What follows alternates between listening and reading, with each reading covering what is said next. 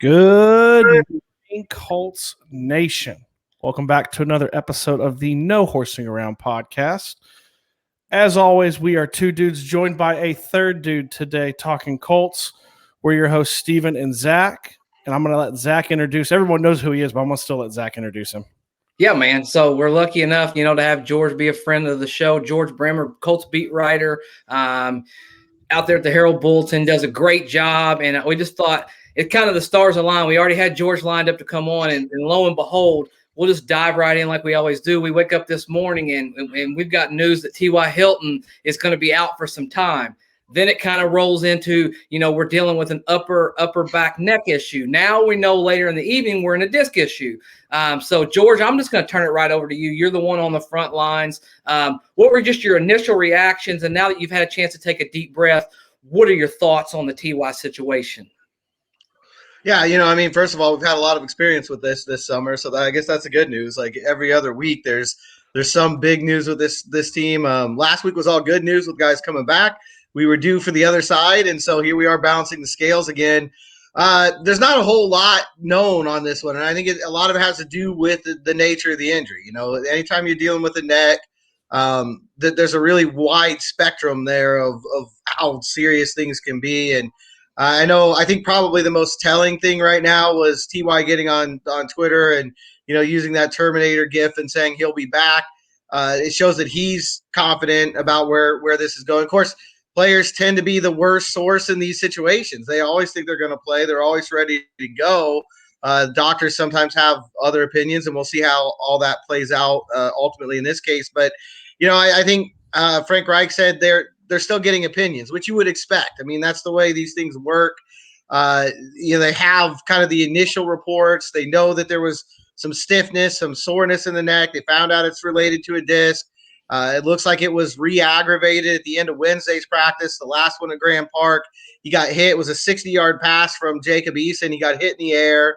He landed kind of roughly. The trainers came over and looked at him for a couple minutes. He went back into that practice. So at the time, it was like, well, maybe there's nothing there. But, it's sort of like sometimes you're in a car wreck and you're okay, and then a week later you're not. You find out later on something's happened. We'll wait and we'll see now. It really depends on what the doctors say. It sounds like there's a lot of optimism that it's not a season-ending thing. I guess that's the good news here, the silver lining. But, is it a month, 2 months? Who knows? We'll have to wait and see how that all plays out.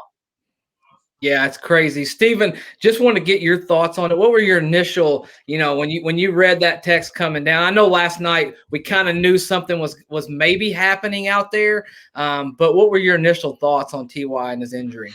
Well, it's funny, too, because, like last night you kind of hear a little bit, but, to be 100% honest, I'm running around. The first thing I heard was actually from you, Zach, when you texted me. He was like, how about that TY news? I was like, oh, crap. So I got on there and started looking, and then me and you started texting. I was like, oh, geez. And initially, you're worried. And then I think like the worry meter goes up more now that you're hearing that it's this neck disc issue. I know that scares me a little bit more than if he had, if he had tweaked his ankle or something with his leg, or, God forbid, the way things are going, something with his foot. But the neck scares me. And then you kind of compound it with TY, at least, in what has transpired over the last several years with injury. You talked about on the video we dropped earlier today. He has kind of seemed to almost the treads coming off the tires a little bit. So, I mean, for me, there is a level of worry, but at the same time, it's just kind of up because of the location of the injury. Right, and the uncertainty, too, I'm sure, as far as that goes. I mean, anytime you hear the word neck, I have PTSD Peyton Manning, and you just don't know. You can have something as extreme as Michael Irvin, then you can have these guys who have these neck injuries. They bounce back and life goes on. So it's just one of those things I think we'll have to monitor. Before we move into the 53 roster man prediction, that's kind of what we're going to do tonight. George, do you feel like he's a candidate for like IR with a candidate to return type of deal, or is it just too early to even know anything like that? Yeah, it's too early. And I think the tough thing on that is that they've got to make these decisions here pretty quickly. Obviously, the 53-man cut is Tuesday. So you've got, 2 days here to kind of figure it out. Now, if he goes on injured reserve and they want him to return, he'd have to be on the 53-man roster anyway. So, that's going to have to happen after Tuesday anyway. It's a very complicated issue. And I think that's part of this. As you guys mentioned, the first thing you think of when you hear it's a neck situation is Peyton Manning. We know how that turned out. There's just such, like I said earlier, there's such a wide spectrum of outcomes here that it could be everything from he's on PUP or he's on, injured reserve to he's ready to go a month into the season. I mean, you just don't know. I think the good news is there's a lot more flexibility, I guess is the word I'm looking for, with that IR designation now. I think you can put him on there. He can come back as early as 3 weeks. He can stay on there the whole year if he needed to. So I do think that probably that's where he's going. When you hear the neck situation and you understand it's going to take some time to figure this out, you got to figure 3 games is a bare minimum that he's going to miss. We'll see how it all works out. Maybe we'll hear better news tomorrow or Tuesday, but I would think IR is the most likely place, with that happening either Wednesday morning or sometime after the cut down on Tuesday. But we'll see. I think everything is on the table as it has to be when you're dealing with this kind of situation.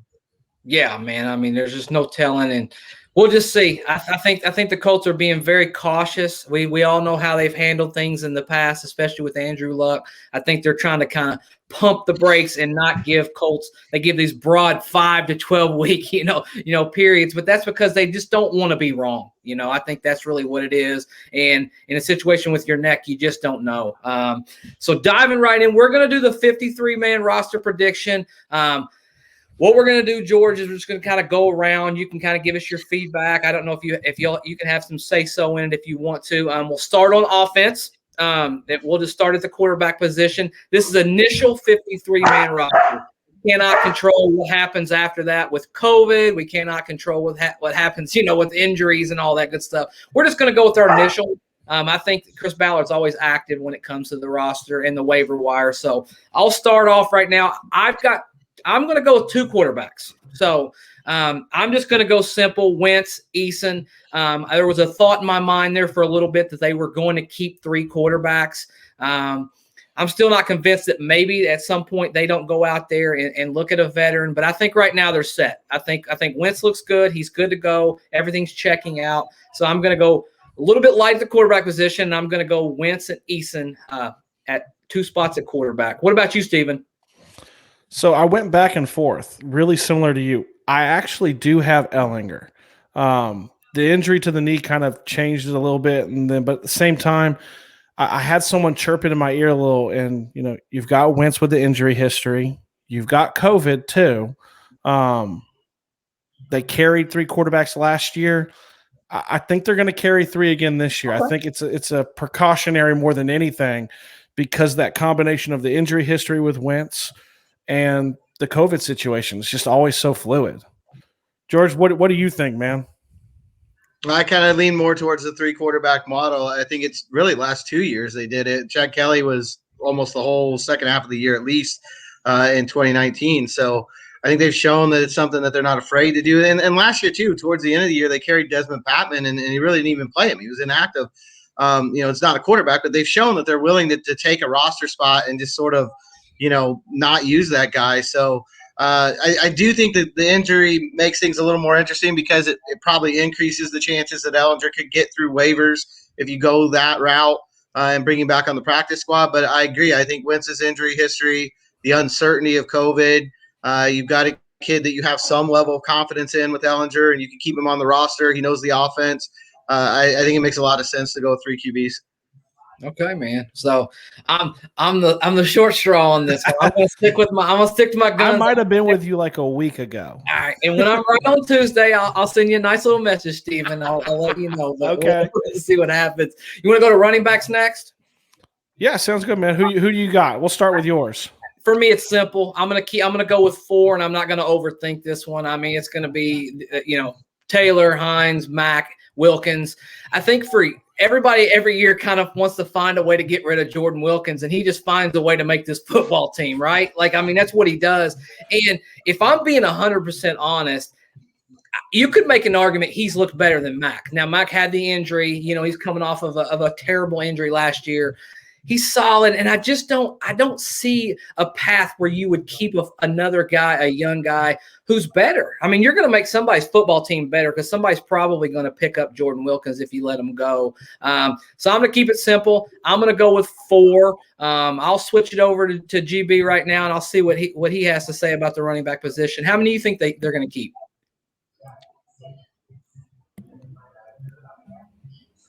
Sorry, they were breaking up there. How many running backs do you think the Colts will keep?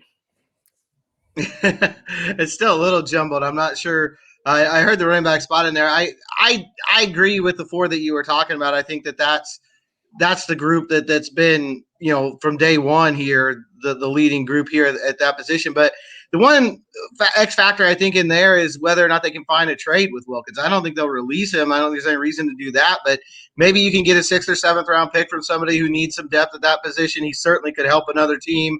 If not, I think they'll be more than happy to have him around. When you have him and Hines and Taylor and Mack, and we know we've been talking earlier about COVID and what it might do to the roster, injuries. You saw that come very early last year. There's just no reason not to keep a guy like that around. Every time he's gotten a chance, he's produced. I think unless you can get something for him in trade, those are the 4 running backs. What do you think, Steven? Where you got 4? Or are you gonna go a little light on us right here? So I laughed and I pointed to myself because Zach knows, and George, you may not. I have been 100% one of those people who have been trying to get rid of Jordan Wilkins all offseason. But I have him on the team. Same situations. I love Marlon Mack, but he is coming back from the Achilles. And Jordan Wilkins has proven that he can be a really good supplemental back in depth. And I don't think you can, like you said too, George, I don't think you can cut him and get him through and try to get him on the practice squad. I think he's gone. So I've got 4 because also Naheem is just, it kind of feels like 3 running backs because Naheem is just everywhere. He's that Swiss Army knife anyway. But yes, I swung the pendulum back, and I have Jordan Wilkins. As much as I tried to get rid of him. Absolutely. I mean, I think that was probably when we look at all of this, and there's a few position groups where I feel like that Ballard's definitely going to go out and look for other players on that waiver wire. We all know how he's active. I think running back's one that we're probably not going to have to worry about.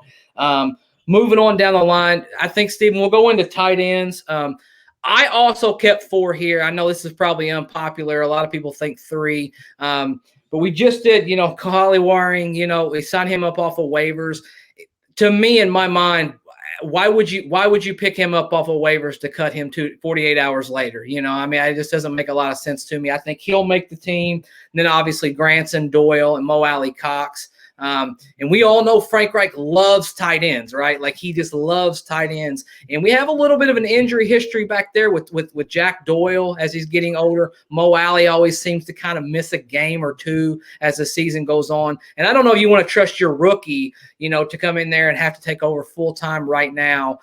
So I'm going to go with 4 right now on this initial roster, and we'll see what happens. George, where are you at in the tight end room? Yeah, I thought it was 4 at the beginning of the offseason, and with Tungi being the 4th, obviously he had that knee injury, missed pretty much all of training camp, and now they've got him on IR. He's done for the year. So I agree with what you said about Waring. I don't know why you go and get him if you're not planning on putting him on the 53-man. So I think, the other 3 guys are locked in. I don't think there's any doubt about that. But again, it's another spot where there is definitely a history here. Doyle's been banged up. Mo Alley Cox has been banged up. And Reich likes to use at least 2 tight ends a lot of times. The Colts probably play more 2 tight end formations than anybody else in the league. Absolutely, man. Where are you at, Steven? You gonna agree with us and be right like me and George? Or you gonna go some other direction? So I could try to be cool and be like, yes, that's totally what I had, but Waring never entered my mind as I sat there over the last 3 days because Zach made me feel bad because he had his 52 2 days ago. And so I was sitting there working on it over the weekend, and I'd be lying. I could be like, yeah, I had that. No, I had 3. I didn't have him. I've got Doyle, Granson, and Mo Alley. All great points you guys have made. You could easily sway me over to that position. I just didn't have it. Yeah, man. Well, we'll see. It's a lot of shots in the dark. And the cool thing about the 53-man roster is when you predict it Tuesday, it all blows right back up in your face anyways, right? 'Cause, like, the only person that matters is Chris Ballard and Frank Reich when it comes down to it. Mm-hmm. So moving on down, this was a little bit of a tough one for me, the offensive line group. I went with 9 guys this year on offensive line. It's murky because of Eric Fisher. I'm going to put him in there. I know COVID's going to kind of revert him back, but I'm still going to put him on there because he's going to be on this team. I've obviously got Fisher, Nelson, Kelly, Glowinski, Smith. The 4 backups, I'm going to go with. It looks like Davenport's going to have this starting job until he can come back anyways, as far as Eric Fisher goes. I got Will Holden. Chris Reed's a veteran, so I'm probably going to go with Chris Reed, although this is one of the 3 position groups I thought about a week ago that Ballard's not done with. When he goes through that waiver wire, he's going to look for something because this offensive line group has looked bad. I mean, they really haven't looked good, the backups especially. And we haven't really get to see the starters because of the injuries with Fisher, Nelson, Kelly. I think Will Freeze will initially maybe make this roster because of Eric Fisher and COVID, but I don't think he'll last long. So I went with 9 guys. It's pretty boring, pretty bland, but the first 5 starters are set in stone, and then the other 4 are really debatable. George, where were you at when it comes to offensive line? Yeah, I mean the 5 starters are set in with Davenport at left tackle. I agree with that 100%. I think that Danny Pinner is another one that's going to be interesting because I don't know how long that injury is. They haven't really been a whole lot of detail on that. They talk about how much they like him. But he's another guy that, with that 3-week IR, he's another guy that could go on IR, make the 53-man Tuesday, but then, be on Wednesday, be IR'd. Chris Reed, I think, is a lock. I think he's been the guy that they like to be the starter if Nelson can't go. And then, Holden, I think Holden had that spot before Tevy got hurt. I think Tevy was going to be – I think the injury kept Tevy on the team, honestly. I think he was going to be a cut until the injury, and now obviously he'll be on IR. Fries is an interesting one in there. I definitely think this is a spot that they're going to look at on cut downs on the rest of the league because it was a really thin position. I mean, right now I think Will Holden's your swing tackle, and then the real question is Fisher. Before the COVID situation, they were talking like maybe he had an outside shot at playing week 1. I don't know if it was 50%, 40%, 20%. I don't know where it was, but it definitely wasn't something they were ruling out. Now, is he an IR guy? Is he another one of these miss 3 weeks and come back in week 4? I don't know. And I think that really muddies the water there. So beyond Holden and Reed, I don't feel real comfortable with anybody else. If Pinner's healthy, he'll be there. But the injuries and the COVID situation really makes this one a mess. Yeah, I would 100% agree with that. This is a very rough group to evaluate, especially – they've just not been, in my opinion, they've not been great. They've not been steady. They've got pushed around. It's very hard to evaluate your quarterbacks too when they're always running around, for their life. I mean, when it comes down to it. Steven, where are you at with the offensive line? Boring and bland, like the 2 of you guys with this too. Yeah, I mean, I've got the same thing. Pinter interests me, with the whole situation. Fisher, George, I think you said it best. Like it's such a muddy water with him. Like I know Zach had been really on top of it pretty much all. I mean, I'd say over the last month, once training camp hit, that I think you've always felt he was coming back a little earlier than I did, and I think that kind of even swayed me to where I feel like he might, until this COVID situation, he may have been playing week 1. I mean, I don't know what's in the water at Grand Park to where these surgeries and things like that just kind of like, pop and they're fine. But I mean, it's tough just because like I feel like in some of the positions I'm staring at a light socket and I'm trying to decide, do I poke a knife in the top one or the bottom one?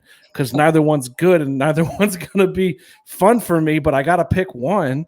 But no, I went with 9. I'm right in lockstep with you guys on this one. Yeah, absolutely, man.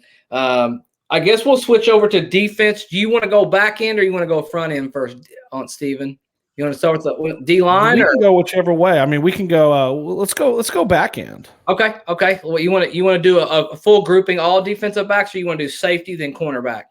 Let's go safety, then cornerback. Let's Okay. break it all the way down. All right. Let's have a little fun here. All right. So safety for me, it was, in my opinion, was probably the least talented group with the least amount of depth. I mean, they really and truly wanted to give one of those guys that job in that fourth preseason game. And I can't think of one player that stood out in my opinion. Obviously, you've got Blackman and Willis. I mean, they are your starters, and if they're healthy, I mean, you're set there. George Odom is a core special teamer, so I do believe he will be there. I went with, and this was really hard for me. I went with Andre Kachari. I went with him as the fourth safety. I think he's played better. I think he's earned the job.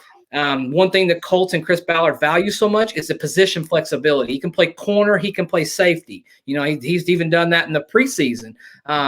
I don't like either one of the Davis guys as far as making this team. Maybe they do, but I don't see it. Sean Davis is a guy he drafted in the 5th round. You wonder, does Ballard just want to see a little bit more with him as his fourth safety? But I don't see it. So those are my 4. And this is the part of probably this discussion that maybe we vary the most in, but that's just where I'm at. Where are you at, George? I think this is another situation where the injuries are going to play a factor too. I think Odom got the concussion in the game, and so we got to see where he's at. Chaudhry's just got back from a concussion, but I 100% agree with him being in that 4th spot because of his versatility. I mean, they love what he was able to do at corner, and then also come in and play safety. You know, they always want a guy like that on the roster. I think he fits kind of perfectly into that mold. So I think he's going to make the team. The other guy that no one mentioned that I think maybe just because I didn't see it during the preseason games at all, but towards the end of camp, the veteran Sean Davis, the other Sean Davis, had some really good practices. I think he had 3 picks in the last 2 days. So maybe he sneaks in there if they do have an injury situation. But this is another spot where I could see them going out and adding somebody on that isn't on the roster right now.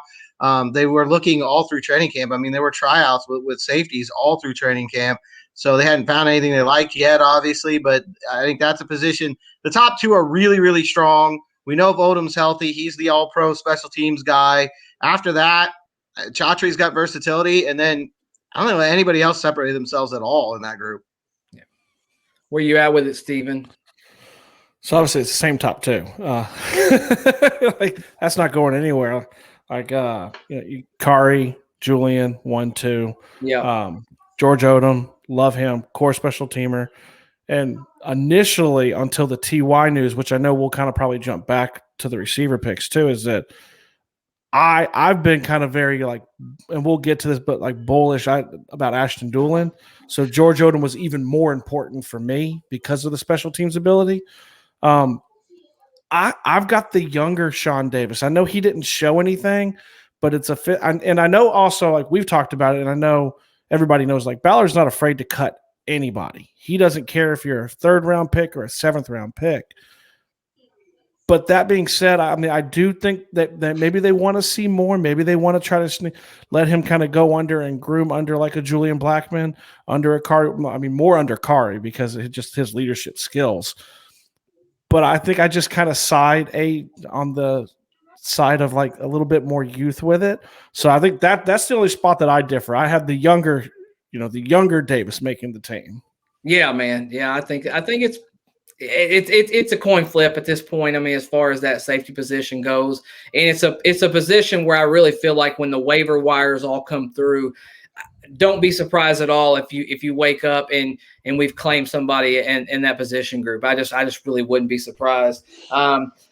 Wanted to save wide receiver to the very end because that's been the hot topic, all offseason. Who's going to be the 6th? We fought all offseason. Was Desmond Patman? That's gotten me yelled at quite a bit. Over Ashton Doolin, and then all of a sudden T.Y. Hilton's going to be put on whatever.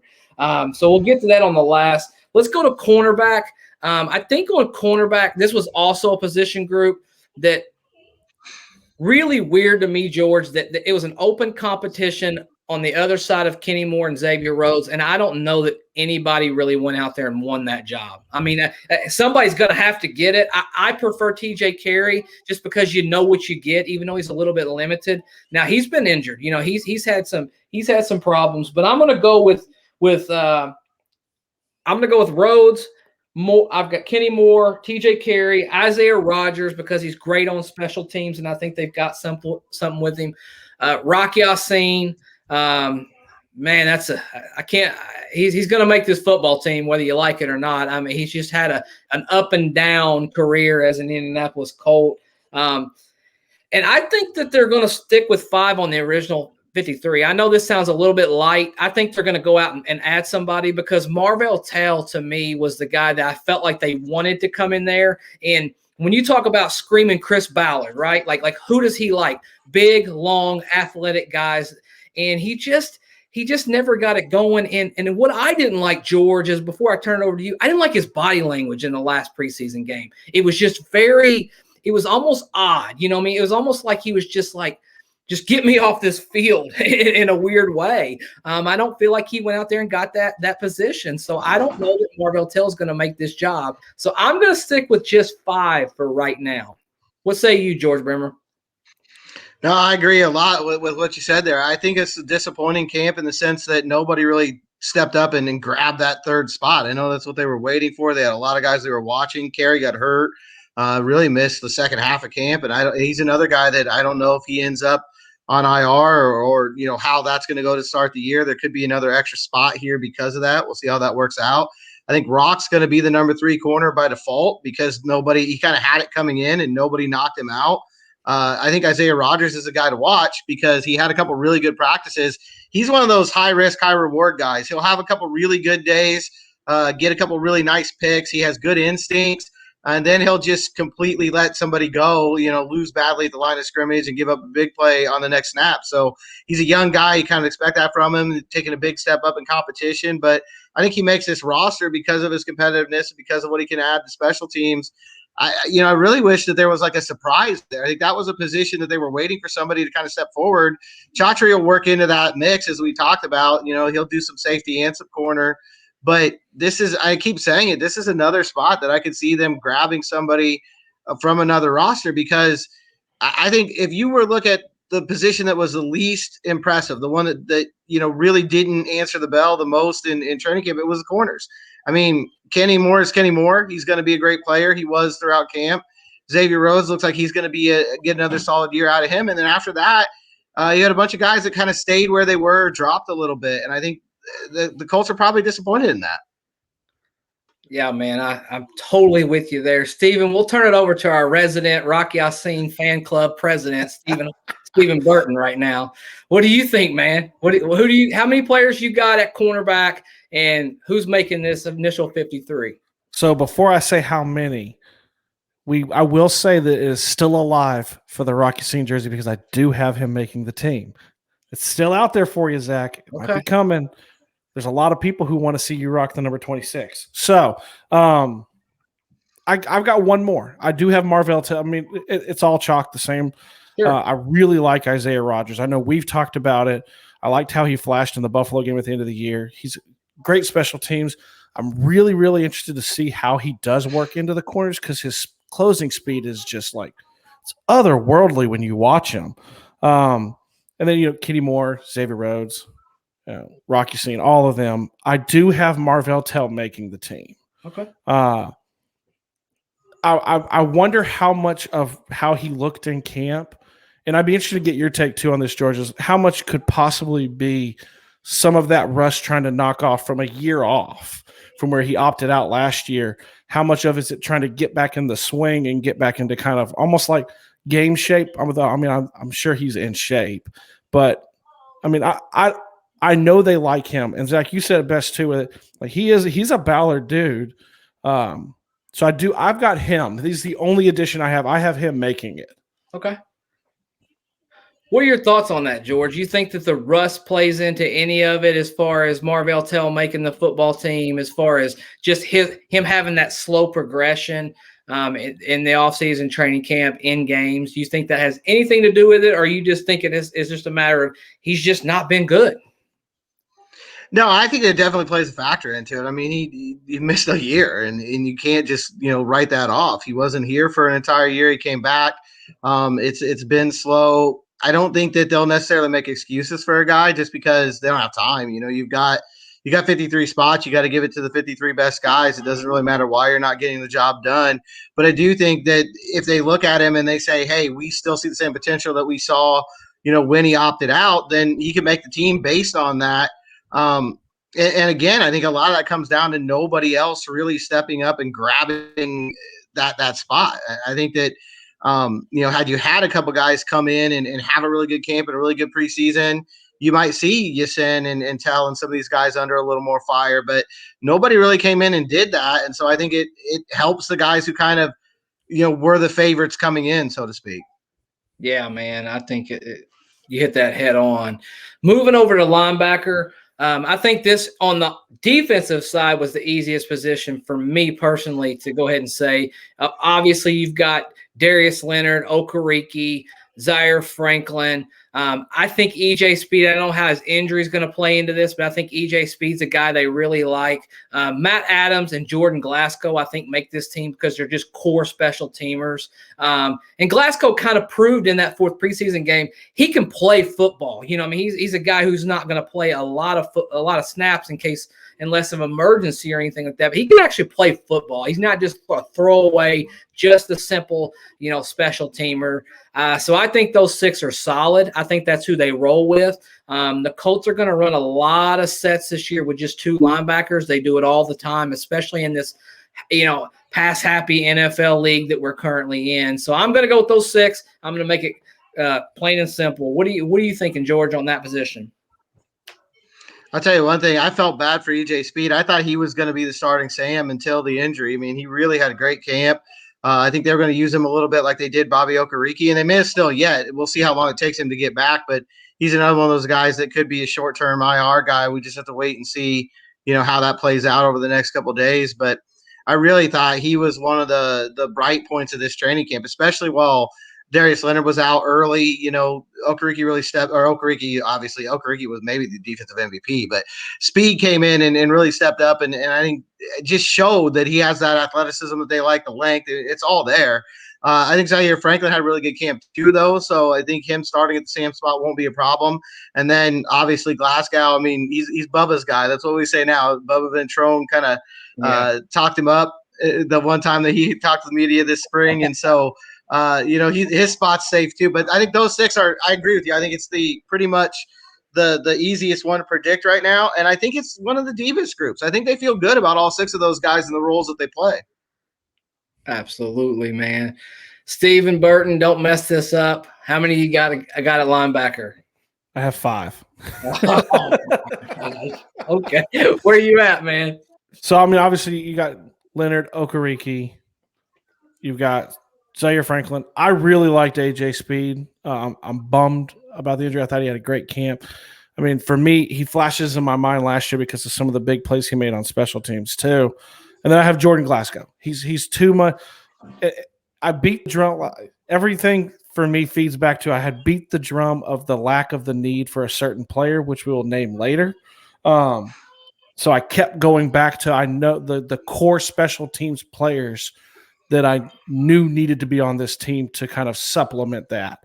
So that's I've got 5. So a little bit different. Yeah, man. And forever and always, thanks to George Bremer, we're going to refer to the special teams player of the week as Bubba's guy. That's amazing. I love that right there. We're going with Bubba's guy, the Bubba's guy player of the week. Moving on. We'll go to defensive line. I think this is a group that's solid. I mean, this is kind of the opposite of that defensive back, cornerbacks and safeties. This is a position where you're going to have to cut actually a really good football player off of this team. I went with 9. I really struggle with this one. Obviously you've got Buckner, you've got Grover, you've got Tyquan Lewis, which we don't know about his, how he's doing. Obviously Kwity Paye. I think Al-Qadim Muhammad makes this team. He's as solid as it gets. Banagoo had a great camp, and I think he showed some of that in the preseason as well. And then I went with Andrew Brown and Antoine Woods. I know Antoine Woods is dealing with that hamstring injury, but I think those 2 guys make it. I really struggle with Rochelle because I just thought Rochelle no fault to his, but when he played, he showed on film and he showed in practice, I feel like. So if you told me when we wake up he makes his football team, Not 1 second of thought, not one gripe from that. And I just thought Andrew Brown was a little bit better, gave you a little more juice than Taylor Stallworth. And one thing that I've always noticed in kind of evaluating, when these veterans are playing late in the fourth quarter, that's not usually a great sign. Unless you're dealing with a large amount of injuries, that's normally not a great sign for a guy like Taylor Stallworth. Like, why is he playing the last snaps in the fourth quarter? Which indicates to me that they want to see somebody ahead of him and how he plays against a little bit better competition. So those are the 9 I'm going to go with. What do you think about it, GB? I think that this was the exact opposite of the cornerback spot. I think all the young guys stepped up and did their jobs and made it hard on them. And I think they're really excited about the way that worked out. I mean, Banagoo was outstanding throughout training camp and pretty good in the games. I know he had that mistake late against Detroit that's going to probably haunt him for a little while. He should have got that stop, and he knows that. Kwity Paye was everything as advertised. I mean, he looks like exactly the guy they said he would be coming out of college. And then, I think Toure quietly had a really good camp. He was in and out a little bit with some injuries here and there, but his health's a lot better than it's been. And I think those 3 guys stepping up, it made it tough on a guy like Rochelle, who had a good camp. I don't know if they're going to keep him or not. I think it's going to be really interesting to see. And then, Muhammad, it looks like they still like Muhammad a lot too. I think this is going to be a really, really tough position because they've got the flexibility. A couple of these guys do to play inside and outside. That's going to affect some of the numbers. Injuries are playing into it again. We don't know exactly what's up with Tyquan Lewis. Woods has had that hamstring, as you mentioned. I think even a guy like Chris Williams, though, here's a guy who came out of nowhere, undrafted last year, was on the practice squad all year. He's getting first-team reps in the last week of training camp. It's that deep of a group where, they can't keep them all. I mean, there's no doubt about that. I don't think they'll keep more than 8 or 9. I'm glad this is the spot. I'm glad I don't have to make the decisions on. I'm glad I don't have Chris Ballard's job because I think there's a couple guys that are going to cut here who are going to go on and play good football somewhere else. Absolutely. Hey, Stephen, before you go, I had a question for George. How does Dio's injury, based with his designation, before training camp, how does that factor in on this 53-man roster? Because I left him off. Obviously, he's going to make this football team, but I don't think he factors because of the way they worded it. He's on PUP, counts against the 53. Am I correct in saying that? Yeah, I think, and I get confused, so I'm not 100% right on this all the time because a lot of these rules have changed in the last couple of years with COVID. They've kind of, given here and taken something away from there. I think it's still that if you were on PUP to start the preseason as he was, then you can stay on that, and it's a 6-week thing. It's sort of like IR used to be. So I'm pretty sure that they can keep him on PUP, and then after week 6, you have that 3-week window and you make a decision.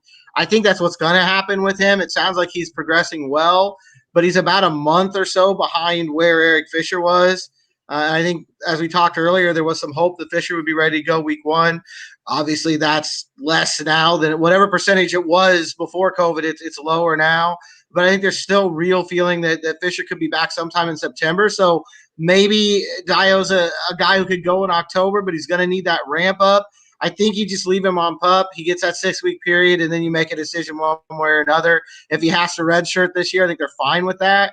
But I think they've got the flexibility there to do a couple different thing with him if they want to. Absolutely, man. I just wanted to clear that up for the viewers. That was a question I got asked in my DMs today, and I said, "Hey, I'm gonna go straight to the source and ask George Bremer and see what he has to say about it." Stephen, where are you at with the defensive line? I know this is a hard group it's hard to cut somebody because you're going to cut a really good football player on this defensive line this year. It's funny. So it's so different than what it used to be when you're looking at the D line as opposed to probably in the past. There was a time when it was the easiest position to figure out, no, and just like divvy them out because it just wasn't a position of depth and strength like it is now. I mean, I've got 9. Okay. The only difference is what you said, Zach, is the flip-flop. I've got Rochelle making it. I am really interested, and I'm glad, George, you were able to kind of clarify too. The Dio factor is just, it's always kind of there in my head on how that's going to impact as we go through, especially after those 6 weeks, depending on where he's at with his rehab. It just kind of always in my mind a little bit, but I mean, yeah, you couldn't go less because then I feel like you're cutting too many good players and you're not going to get them across. I just liked Rochelle a little bit more. Is the reason I have him. He's a good rotational piece, I feel like, and I know kind of prior to camp there was a lot of talk of maybe he's that guy that can kind of he's similar to Danico Autry when he brought him in, when Ballard brought him in, that same kind of build of how he was. So I mean, I give him a shot and let's see. It's a shot in the dark. We'll see what happens. Yeah, and he's really, Steven, I mean, you made a great point there. He's really almost like a Tyquan Lewis type of player, right? You feel like you can slide him in there, in a pinch if you had to force Buckner had to take some snaps off or maybe had an injury. He can play on the inside. Most of our edge rushers, Quiddy and guys like that, Komoko Ture, they're edge rushers. That's it. They don't have any flex. But you feel like with Rochelle, he can do both. So maybe that's enough to keep him on this football team. That's going to be one I'm really, really looking at Tuesday at 4:00. Let's slide over, and I held this one back to the end, wide receiver position. This was the funnest one. This was the one I think that, George, we argued and debated Desmond Patton, Michael Strawn until we were blue in the face. Lo and behold, they're both going to make this freaking team. I mean, when it all comes down to it. Obviously, before this happened, I had Hilton, Pittman Jr., Pascal, Campbell. I took Michael Strawn, and I was going to go Doolin as our number 6. I don't think that Chris Ballard he loves special teams, and he really wants to be good at all phases of football. Like, he's just not willing to neglect that. I didn't think Patman was initially going to be on this football team. Now, however, somebody's got to fill that void with T.Y., and that's a slippery slope. Life as being a general manager in the NFL is really rough. I think Patman would take T.Y.'s position. That's the natural fit. I don't know how he kind of fits in there with what we have to initially put him on the roster, then designate him towards something. But those are the 6 that I'll go with right now. I'll choose special teams in this situation because very rarely do you get a guy 6th on your depth chart that can actually affect the football game, right? Like you just can't do that normally. So that's probably what I'm going to go with. George, where are you at with the wide receiver room? I had the same group early on. I had Strawn and Doolin just because Strawn's upside is so tremendous, and you can see it. He makes mistakes because he's raw. He's not as raw as they thought he was going to be, but he's still raw. He's coming out of Division II, and he's really only played football for a very short time compared to everybody else. He played over in the Bahamas, but it wasn't the same as playing over here and then go to Virginia and make yourself a name and get onto a college roster. But this is a guy that spent like half of his youth running track, and for a while thought he'd be a 400 guy in the Olympics. But his size and his speed, his athleticism, you just can't you can't get that. You got to keep him around. I think he's shown enough to make that happen. Doolin has been such an important part of the special teams. And really, I mean, Patman had that one down punt, but other than that, his special teams work wasn't good. He got blown up a lot as a gunner, and I think that's going to factor into this. Now I think he probably does make the team because of the T.Y. Hilton situation. But it'll be interesting because they might have to slip him through waivers. I'm not sure how this is going to work. T.Y. has to be on the initial 53, and then, a day later you kind of sort things out. And I'm not sure that Patman will make it. It'll be interesting to see how that turns out. The only other guy who I think will get serious consideration for the 53 man is DeMichael Harris. Just going back to that versatility, I think they see him as similar to Nyheim Hines. He doesn't obviously line up in the backfield as much, but the routes that he runs, the way that they want to use him, I think it's sort of in that Nyheim Hines mold. And he's also kind of like poor man's insurance for Paris Campbell. When Campbell got hurt last year, they really brought Harris up, and he was able to do on a much smaller scale some of the things that they want to see from Paris Campbell. So I think he's the other guy who's in that mix. I think he's not going to make the 53 man, but if there was a surprise, that's where I think it would go. And then even, I mean, this was such a good group throughout the preseason, throughout training camp. Even Tariq Black and Tyler Vaughns, I think, will probably make the practice squad. I don't think either one of them moved up into position where they're going to knock one of these guys out of a roster spot, but they both showed some things too. I think if there's a year for T.Y. Hilton to get hurt, this is probably the one. I think this is as deep a wide receiver group as they've had. It's not a lot of proven guys.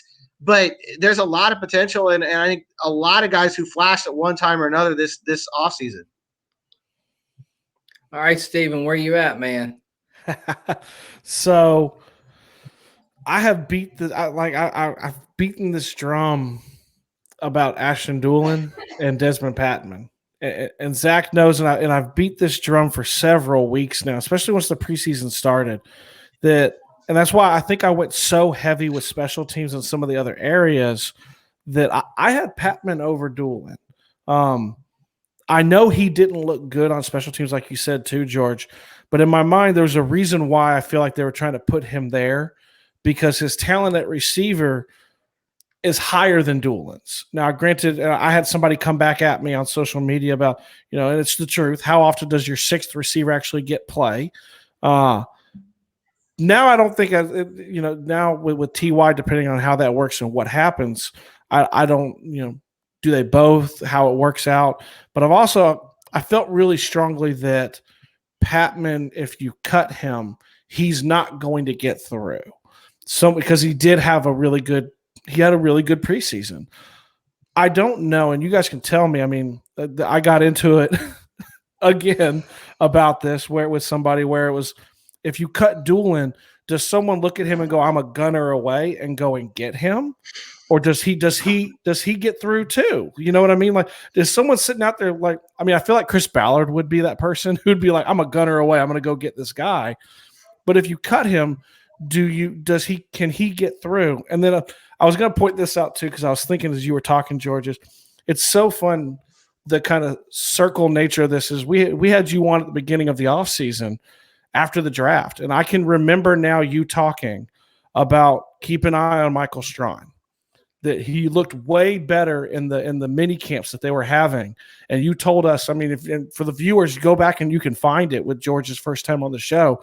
You told us to keep an eye on him, and he's done nothing but just kind of take off. So I think it's so cool, kind of the circle nature of it, that, I mean, he's locked in, So I just thought that was cool. But as far as who I have Patman, because I feel like as a receiver, he has more upside.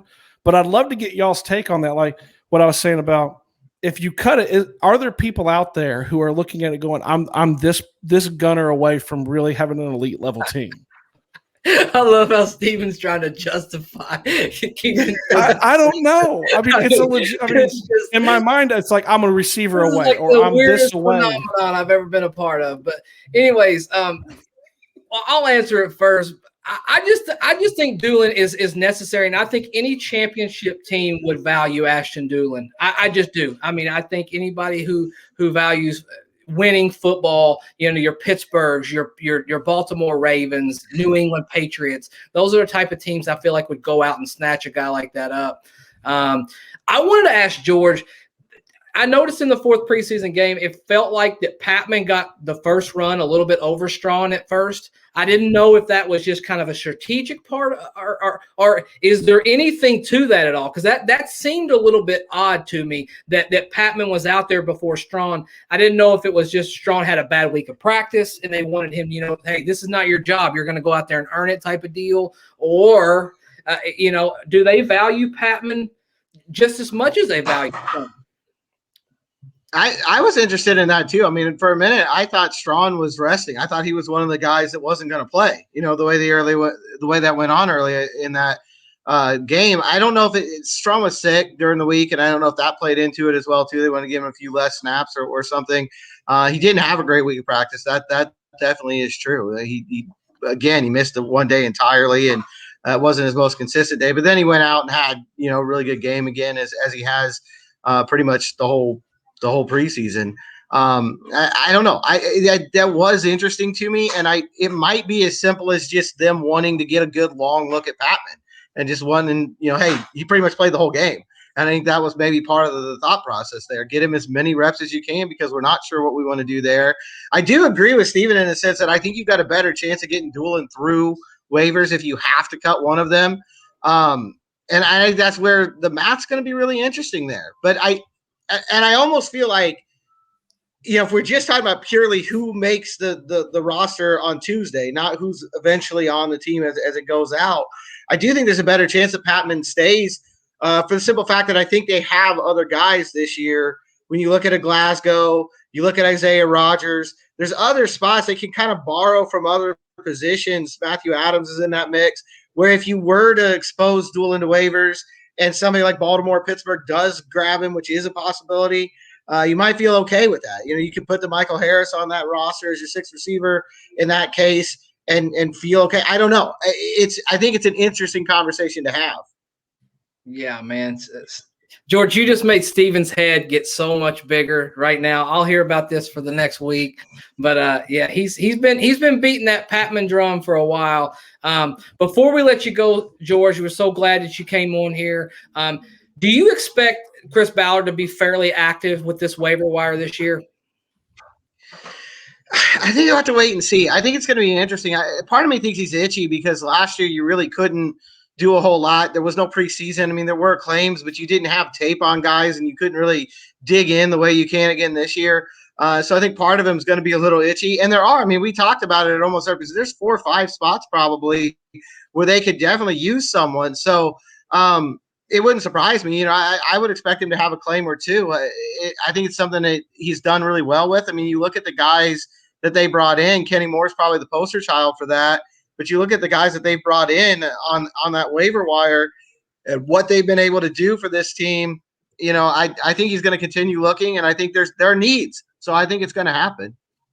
Yeah, man. I mean, I think that Ballard and Ed Dodds, that's one thing that makes them so unique. They just dive and they just immerse themselves into the scouting part. So like when this waiver wire opens up, they're going to be ready. They're going to have names on a board, I'm sure of it, and they're going to go out there and give them good, long, hard looks, especially with everything that's going on. It'll be interesting to see how these injuries and COVID and all of these weird circumstances kind of play into that 53-man roster. Before we let you go, man, George, what are you doing? What you working on? I'm sure you're thinking of the 53-man roster as you're writing and everything. Let the viewers know what you got up your sleeve in the next few days. Yeah, I'll get my 53-man up tomorrow. That's the big prediction day, and we'll see how everything turns. So it can be completely wrong on Tuesday, and then everyone can let me know. But then other than that, I think we're going to keep our eye on Wentz and Nelson. I think that's the most interesting thing going on right now. Those two guys look like they're really on track.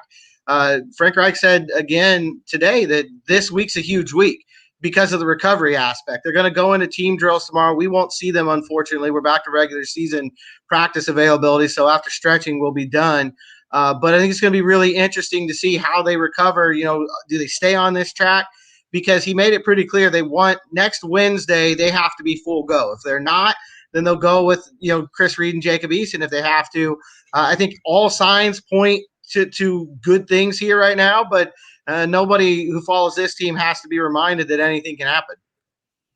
Yeah, man, I tell you that it's going to be a very fun next 48 hours. I don't know if fun's the right word, but interesting at the very least. George, I'll speak for me and Steven. We thank you so much for hopping on the show. We love having you on here anytime. We love just talking ball with you. We love the way you look at the game. So keep doing what you do. Thanks for hopping on, and we'll see you around the corner really, really soon. Sounds good, guys. George. Thanks a lot. Anytime. Absolutely. Thanks. Uh-huh. So here at the very tail end, that was so much fun for me. I love having George on anytime that we can. And how good was that, huh? Really. I laughed too, because when you brought it up, I was like, is he allowed to give his 53-man roster before he writes his article? Yeah. So tease. His article will probably come out quicker. Ours will be up. But just kind of the depth, the ability. I love having him on because I can ask those questions about, do people look how the teams that you named about dueling, like a Patriots, like a Ravens, like they're definitely ones that enter in my head. Bill Belichick just values that, but it's just so much fun to look at that. But I'm excited to see what happens. I know we're excited because we're going to actually have a reaction show for our live stream this week on after the cuts take place. So it'll be live on Tuesday night and we're going to be joined by Cody over at Bring the Juice. So we're excited about that. Absolutely. I don't know, man. My mind was jumbled today anyway. I got jumbled with the TY stuff. And then right before we came on, I'm scrolling through, and I see the news that George talks about with Carson being full go, basically. Yeah. Carson and Quentin being full go tomorrow, conveniently, when the press is no longer allowed to see it.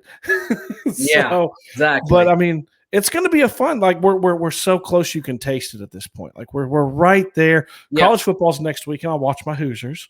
But it's like we're right there. It's right. I know you're getting pumped to go to the game. I'm so ready to be there in the stands. I'm ready to be just, screaming and be an actual real fan again this year. This is kind of the last step, right? We're going to go through, that 53-man roster. Then you're going to have that waiver claim. And about Wednesday or Thursday, you're going to know, minus injuries, you're going to know who's going to be your Indianapolis Colts football team this year. Mm-hmm. And you're going to have some more timelines as far as designations go. So I'm looking forward to find out who's my team this year, who's my core 53, who's going to play with that horseshoe on their helmet this year. Super exciting times. No doubt about it. Want to do a quick shout out and thank everybody for listening to the T.Y. Hilton video this morning and just all the support in general. We've been asking every single person, to join the family, and my gosh, man, that's what you guys have done. I asked this morning for 325 subscribers on YouTube, and we've already passed that as of today. So, I mean, shout out to you guys. It's because of you guys we get a chance to do these awesome live videos. We get to invite cool guests like George Bremer, Cody, and all of the gang on here. So I don't have anything else to say, Steven. I'll turn it over to you and let you finish up the show. Yeah, I mean, I'm with you. We always, at the end, we always try to say, we like to thank you guys. I mean, like Zach always says, join the family, and you guys do. I mean, as of right now, just so, I mean, Zach knows too. I mean, it's still rising. It's 539 views on our back end that we can see. So 539 people have viewed that T.Y. Hilton video that we got up quickly today, as quickly as we possibly could to give it to you guys. I mean, and we're sitting there, above the 325 mark, and we just want to keep growing. We just want to keep reaching you guys and keep having you guys involved. We're going to do some more cross promotion stuff with some other podcasts. We're excited about that. And because of you guys, like, that's the cool thing, is that people reach out to us. I got a chance to go on a live radio show for like a 15-minute spot. We've had Cody's coming on. We've had UK Colts. Harrison has talked about wanting to do it. We've had Colts Beat. We've had a lot of different people who have reached out to us. And then on top of that, we're able to turn around and reach out to people like a George Bremer. We've had Matt Taylor on in the past, to Zach Kiefer. It's cool. And a lot of that is because of all of it is because of you guys who pay attention, who watch, who listen. So, like we always say, rate, review, subscribe, share. Make sure that you're finding that subscribe button. At the end of this video, it's actually going to be down in the middle. Like, you can just click it and you're good. You're subscribed.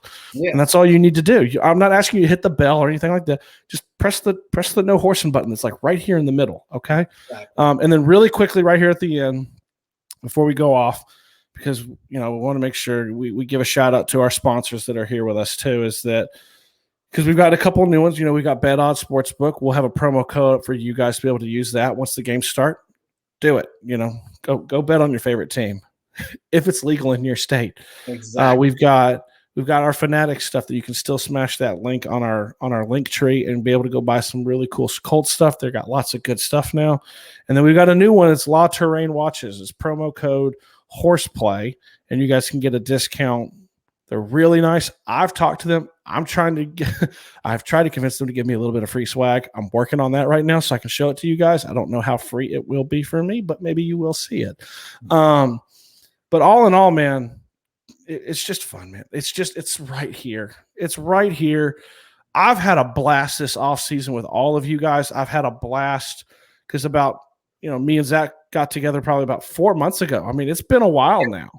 Through this offseason, and we've just seen nothing but takeoff time. And now I'm geeked up. I'm geared up to hit the season and just talk about it with you guys. So we end it the same way every time. I love you. Zach loves you. We're out of here.